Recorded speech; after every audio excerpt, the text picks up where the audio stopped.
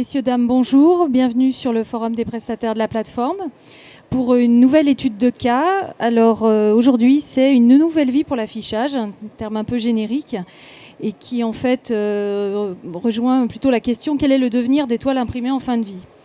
Et pour nous en parler, nous avons deux personnes de la société JC2Co, Pascal Chopin, directeur régional Rhône-Alpes, et Yves Roquebert, directeur technique pour la partie événementielle. Et également, nous avons Françoise Fournier, responsable de la filière recyclage de la société Serge Ferrari. Donc je vous laisse nous expliquer vos interactions sur ce sujet-là et ce que vous avez à apporter à cette problématique. Merci, bonjour. Donc Pascal Chopin, je suis directeur régional en Rhône-Alpes. Donc je vais vous présenter brièvement JC2Co, qui est une entreprise de services aux collectivités, également de construction de services innovants pour le citoyen depuis 50 ans. On fêtait notre 50e anniversaire l'année dernière. JC2Co est une société qui a été fondée par M. Jean-Claude Decaux, notre fondateur, et dont le premier abribus publicitaire qui lui a permis de développer son concept de service aux collectivités financé par la publicité a été installé justement à Lyon, sur le pont de la Guillotière. Donc aujourd'hui, nous sommes devenus 50 ans plus tard leader mondial de cette activité de communication extérieure, avec une présence dans plus de 60 pays, avec l'apport, je dirais, extrêmement important que sont nos collaborateurs, plus de 12 000 collaborateurs dans le monde. Et aujourd'hui, nous représentons une audience de plus de 300 millions de personnes par jour, grâce à 1 100 000 faces publicitaires que nous avons déployées dans le monde. JC2Co, c'est une entité autour de 3 métiers et activités très forts, que sont d'une part le mobilier urbain, donc l'activité historique qu'avait créé M. Jean-Claude Decaux. C'est-à-dire c'est les abribus, c'est les mobiliers urbains d'information, c'est les journaux électroniques, les sanitaires automatiques et autres supports. Et puis nous avons, grâce à une croissance externe en 2008, racheté Havas Media Communication Extérieure, qui nous a permis de rentrer dans 2 nouveaux métiers, à la fois le grand format et puis la publicité dans les aéroports, où nous sommes également devenus leader mondial. Si je fais cette petite développement, c'est parce que justement ça fait la transition avec JC2Co Advertising, un département que nous sommes venus vous parler aujourd'hui, et principalement d'un accord partenarial dont nous sommes très fiers, et de témoigner, je dirais, à leur profit aujourd'hui, qui est Texiloop, qui développe et qui sera exposé par Madame Fournier, qui est ici présente, du groupe Serge Ferrari. C'est un partenariat qui a été long à se dessiner chez nous, parce que nous sommes très attachés à la qualité de collaboration, tant avec nos annonceurs qu'avec nos prestataires et nos fournisseurs. Et il y a des éléments très importants qui étaient pour nous, qui étaient notamment la traçabilité des opérations.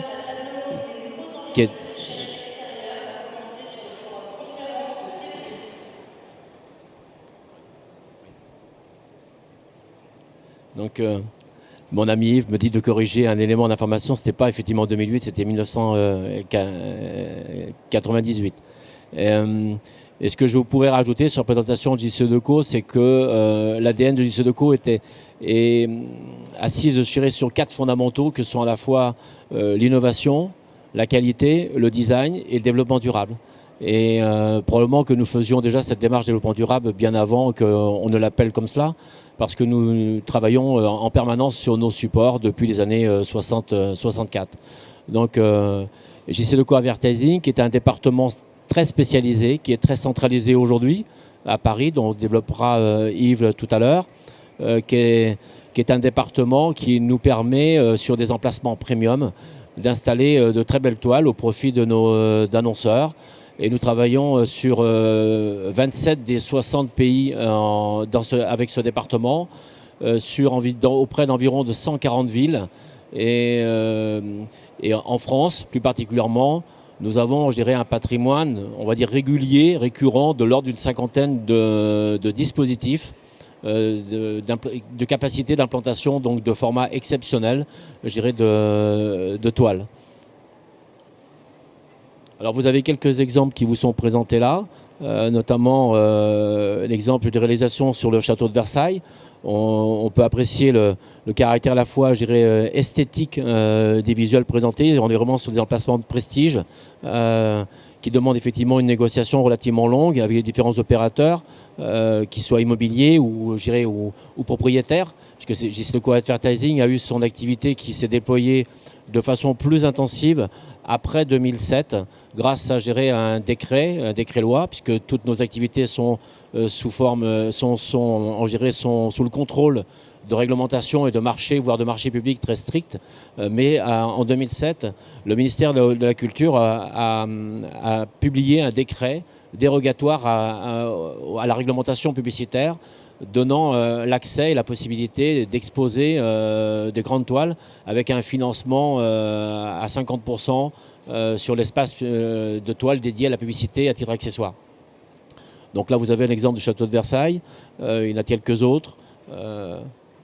Voilà, vous avez ici un panoramique A1 sur Saint-Denis.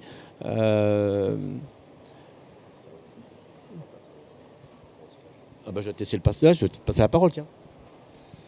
Donc, oui, alors Pascal vous a présenté notre groupe rapidement et chose intéressante, on représente quand même 60 000 m² de toile tous les ans sur une utilisation éphémère de ce matériau et un matériau qui est incontournable pour avoir de la qualité en extérieur, incontournable pour sa résistance, puisque la taille moyenne d'une toile chez nous c'est à peu près 400 m². 400 m², c'est la taille moyenne de la voilure d'un bateau qui fait la route du Rhum. Donc il faut quand même que ça tienne. Mais c'est un inconvénient, le PVC, c'est que c'est une matière qui est utilisée en composite, comme c'est le cas dans nos toiles, alliée à du polyester. C'est une matière qui est très compliquée à recycler, puisqu'elle est très polluante quand on l'incinère. Et il faut pourtant la retraiter.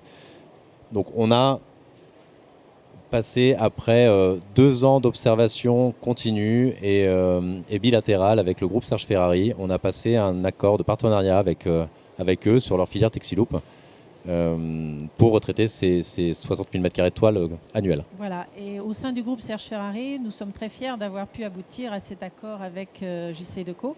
Alors comme Yves vous l'a mentionné rapidement, le recyclage des composites n'est pas une aventure facile.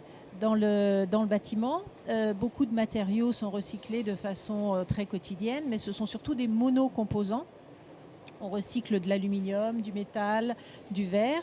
Mais lorsqu'on s'attaque aux composites, l'enjeu est beaucoup plus complexe.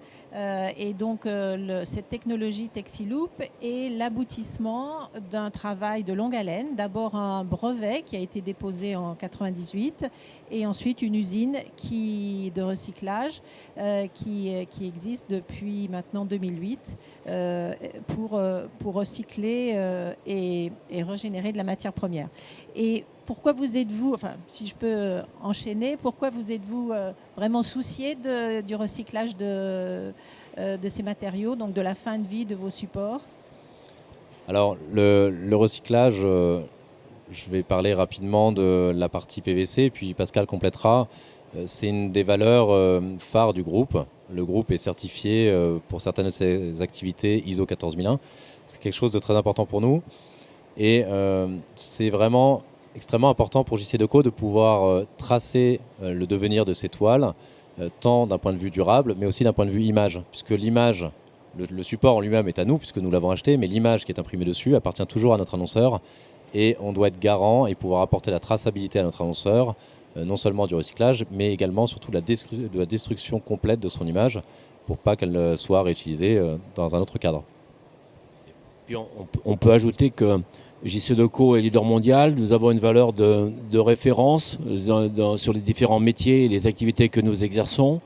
Et il est légitime pour nous d'aller parfois même au-delà des exigences des normes et des exigences des clients pour offrir des démarches ou présenter des démarches qui sont exemplaires pour nous, qui sont d'une part, comme j'ai dit tout à l'heure, dans l'ADN, je dirais, de JC Deco.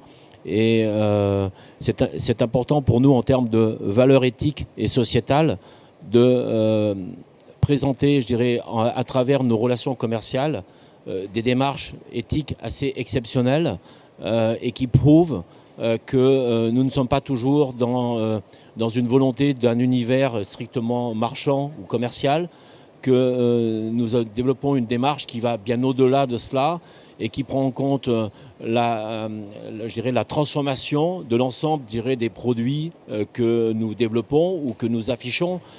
C'est ainsi que la démarche de développement durable, elle est pas seulement sur les toiles et la transformation en produits dérivés dont Madame Fournier vous présentera tout à l'heure, mais c'est aussi bien pour le papier, les cartons. C'est une démarche de développement durable auprès de l'ensemble des 1700 fournisseurs que nous avons, que nous assurons et nous faisons en sorte que tous nos prestataires, tous nos partenaires sont dans une même démarche éthique que nous, une démarche développement durable. C'est extrêmement important, je dirais, pour nous. Et puis surtout, c'est de produire des énergies éventuellement nouvelles, des produits nouveaux. C'est donner une seconde vie, je dirais, aux toiles. On ne peut pas imaginer chez JCDecaux développer une activité de toile publicitaire et qu'ensuite elle soit stockée et n'être pas en capacité d'être transformée. Ce qui est important de rajouter à ce moment, c'est que c'est une vraie démarche volontaire. Oui. Il n'y a pas encore une obligation légale. Non. Donc c'est un vrai service que Tout à vous fait. apportez au niveau de Bien vos sûr. clients, avec un engagement financier aussi. Alors, Puisque exactement, malheureusement- parce qu'on peut se poser la question aussi du pourquoi Texiloop, parce que c'est quand même le sujet qui nous anime aujourd'hui.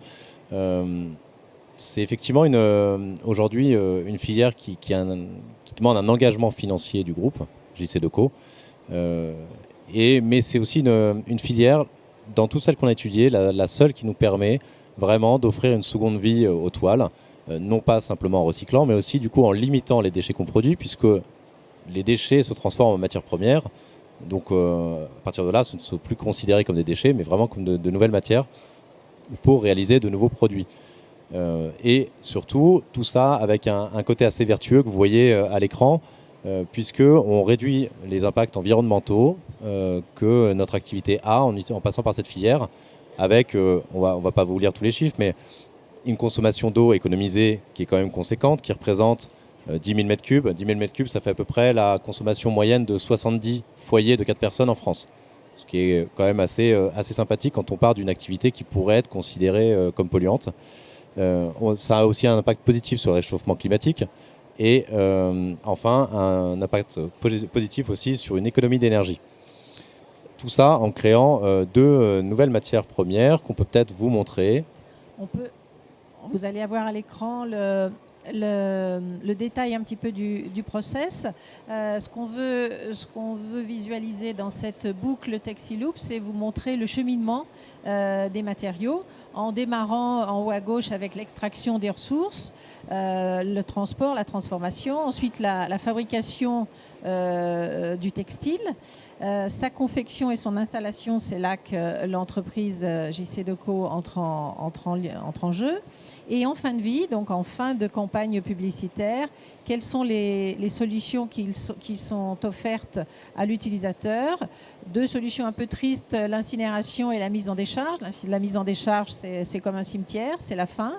L'incinération, dans le cas des composites polyester PVC, c'est juste pas possible. Hein, comme Yves vous l'expliquait tout à l'heure, le PVC n'est pas un bon combustible et en plus, il est assez nocif pour tout le système de four. Donc, ils ne sont pas acceptés de façon massive dans les usines d'incinération. Donc, le recyclage via Texiloop.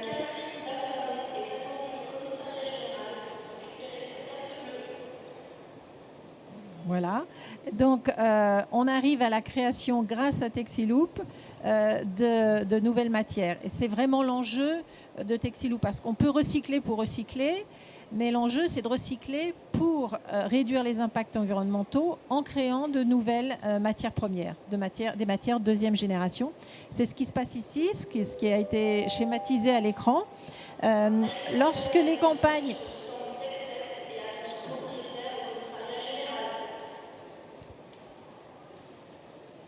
Lorsque les panneaux qui ont été installés par JCDecaux arrivent en fin de campagne, il y a des montages. On récupère tout cela sous forme de big bag ou de palettes. C'est ensuite trié, broyé.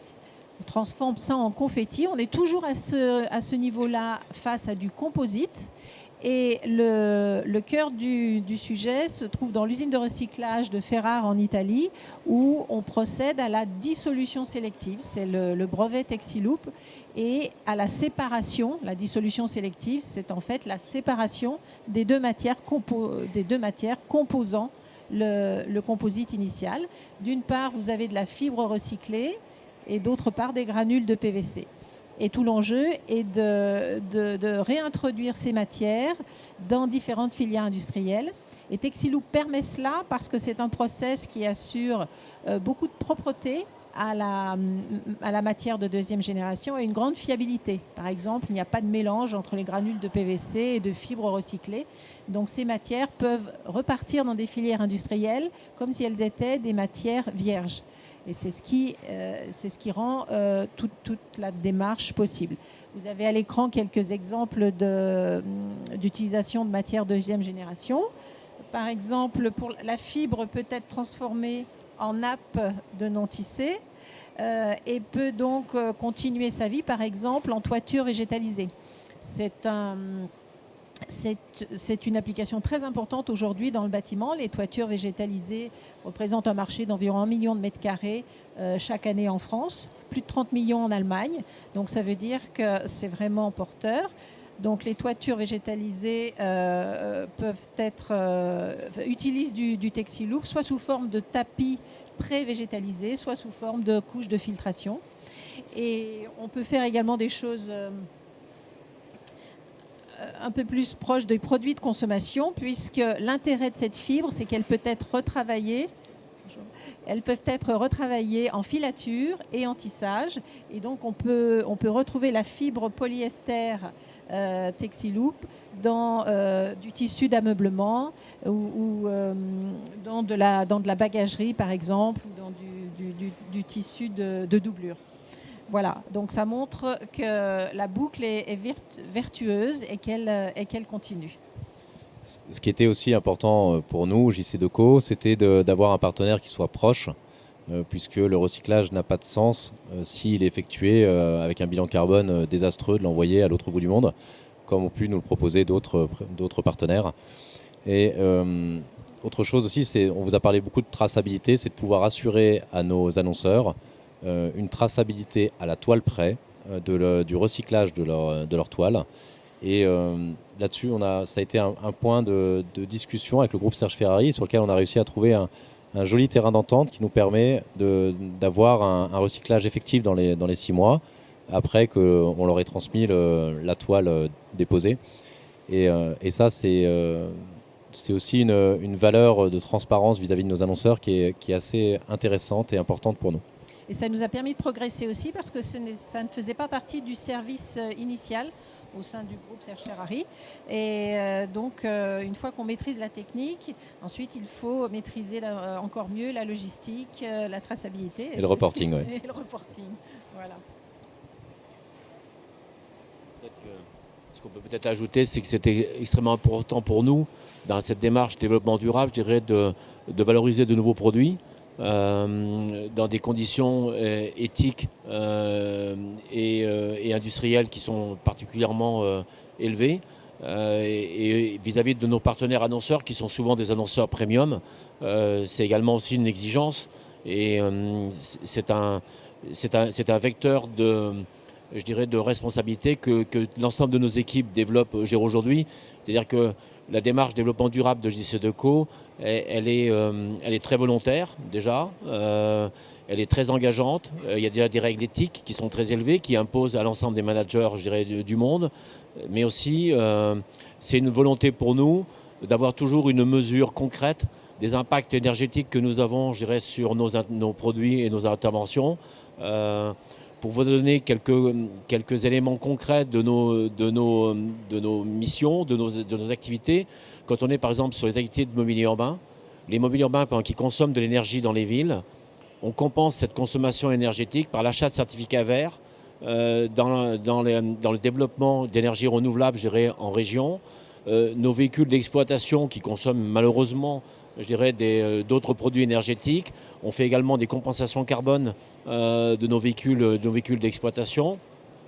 Et sur le plan industriel, et qui est un élément également très important, c'est qu'aujourd'hui, notre bureau d'études, dès qu'il crée un produit, il est en capacité, je dirais, permanente de toujours, je dirais, réguler l'analyse du cycle de vie, c'est-à-dire que tous nos mobiliers qui sont créés, aujourd'hui, on fait une analyse du cycle de vie complet, je dirais, de nos mobiliers et de leur impact environnemental. C'est aussi une exigence, je dirais, de nos plus gros partenaires à l'international. Je prends l'exemple, je dirais, de Barcelone, qui avait été une des premières villes en Europe, déjà il y a une douzaine d'années, qui avait eu pour exigence, dans le cahier des charges, dans le dossier de consultation, de nous imposer, je dirais, des éléments d'analyse par la preuve, je dirais, du cycle de vie de nos mobiliers. Et c'est une exigence que l'on rencontre de plus en plus, notamment dans les grandes compétitions internationales sur lesquelles on se présente. Aujourd'hui, on est présent environ dans 3800 villes dans le monde de plus de 10 000 habitants, dans plus de 60 pays. Et donc, cette exigence et ce résultat nous est profitable, je dirais, dans notre développement aujourd'hui à l'international. C'est-à-dire que je serais tenté de dire que la démarche développement durable chez JCE Decaux, c'est une démarche très volontariste qui coûte certainement beaucoup d'argent, mais qui en termes éthiques et en termes commerciaux nous en rapporte certainement beaucoup plus. Donc c'est très important de voir qu'on peut transformer l'avantage environnemental en avantage concurrentiel. Exactement.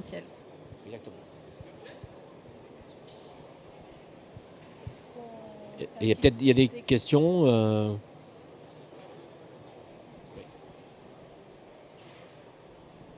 Vous parliez de l'investissement que ça a été pour JCE Decaux de choisir cette solution Texiloop. Est-ce que c'est reporté d'une façon ou d'une autre sur vos clients ?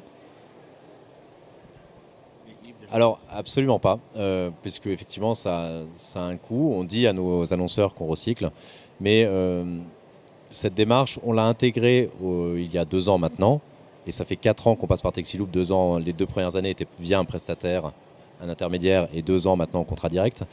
C'est quelque chose qui est complètement assumé par le groupe, qui n'est pas refacturé du tout à nos annonceurs. C'est un choix vraiment du groupe, que nos annonceurs nous félicitent pour ça, mais ils applaudissent des mains. Voilà. Si je peux me permettre de rajouter quelque chose sur ce sujet, pour une démarche industrielle comme Texiloop, c'est très important de pouvoir avoir accès à des leaders d'opinion dans leur domaine. Et pour nous, le cas JCE Decaux est un cas exemplaire, parce qu'on est face au leader mondial qui, de sa propre initiative, alors qu'il n'y a aucune obligation législative, réglementaire, vous pourriez tout simplement mettre vos matériaux en fin de vie en décharge, comme on nous l'oppose si souvent. Et là, on est face à un leader d'opinion, un leader dans son domaine qui prend l'initiative, sans obligation légale, de faire cette démarche à la fois coûteuse, compliquée, mais bénéfique. Vous espérez qu'elle fera des émules ? Oui, oui, elle fait des émules, mais transsecteur. Par exemple, un autre domaine qui est très gourmand en matériaux sont les grands événements sportifs mondiaux qui parfois consomment des espaces et sans qu'on en ait besoin quelques semaines après. Donc, ce sont des investissements court terme et les matériaux composites souples sont beaucoup utilisés dans les tentes de réception, dans les bâtiments de stockage ou même dans les bâtiments temporaires.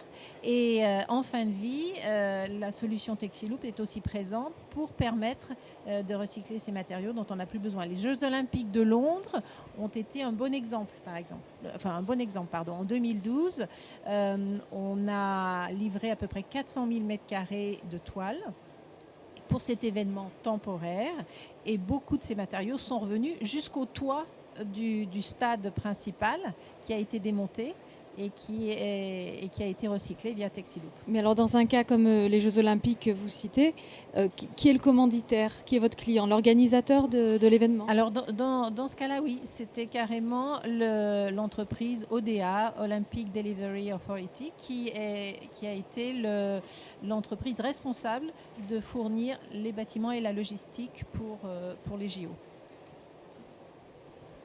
Je ne sais pas s'il y a d'autres questions.